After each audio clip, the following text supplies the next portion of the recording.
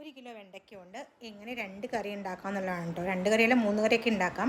ഇപ്പോൾ സാമ്പാറിനകത്ത് നമുക്ക് വേണമെങ്കിൽ ഉണ്ടാക്കാം. ഞാനിവിടെ ഒരു മെഴുക്ക് പുരട്ടിയും പിന്നെ ഞാനൊരു പച്ചടി ഉണ്ടാക്കുന്നുണ്ട്. പച്ചടി കിച്ചടി എന്തോ ഒരു സാധനമാണ് കേട്ടോ. ഡ്രൈ റോസ്റ്റാണ്. ഇതിനകത്ത് ഒരു കടുക് പൊട്ടിച്ച് പച്ചമുളകും സവോളയും നല്ലോണം വഴറ്റി അതിനകത്തേക്ക് വെണ്ടയ്ക്ക് ഉപ്പ് മാത്രം ഇട്ടിട്ടാണ് ഇത് മൂടി വെച്ച്.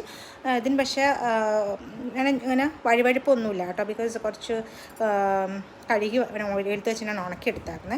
പിന്നെ ഇതിനകത്ത് പച്ചടി. ഇപ്പോൾ പച്ചടിക്കകത്ത് ഞാനിതുപോലെ കടുക് പൊട്ടിച്ചിട്ട് അതിനകത്ത് കുഞ്ഞുള്ളിയും പച്ചമുളകും വെണ്ടയ്ക്കയും കുറച്ച് വെണ്ടയ്ക്കയും കൂടി നല്ല കുറച്ച് ഡ്രൈ റോസ്റ്റ് പോലെ ആക്കിയിട്ടുണ്ട്.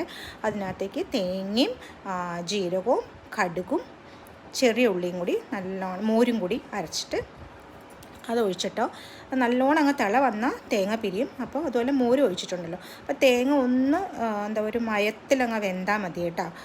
ഇപ്പോൾ ഇതൊക്കെ പരീക്ഷ വെക്കുന്നത് എന്തിനാണെന്ന് അറിയാം. എനിക്ക് ഭയങ്കര ഇഷ്ടമാണ് കേട്ടോ ഈ പച്ചടി. ഉപ്പ് കുറച്ച് കുറവായിരുന്നു. അപ്പം ഞാൻ മൂടി വെച്ച് കുറച്ച് കഴിഞ്ഞ് ഞാൻ പുളിയൊക്കെ ഓക്കെ ആയോ എന്ന് അറിഞ്ഞിട്ടൊന്ന് തിള വന്നു കഴിഞ്ഞിട്ട് ഞാൻ ഉപ്പിടുന്നുള്ളേ. ഇപ്പോൾ ഓണമൊക്കെ അല്ലേ വരുന്നത്. അപ്പം നമുക്കിതൊക്കെ ഒന്ന് പരീക്ഷ നോക്കിയിട്ട് വേണമല്ലോ ഫ്രണ്ട്സിനൊക്കെ അന്ന് വിളമ്പി കൊടുക്കാനായിട്ട്. അങ്ങനെ അതെ അപ്പുറത്ത് ഇരുന്ന് വെണ്ടയ്ക്ക് മെഴുക്ക് പുരട്ടിയാവുന്നു.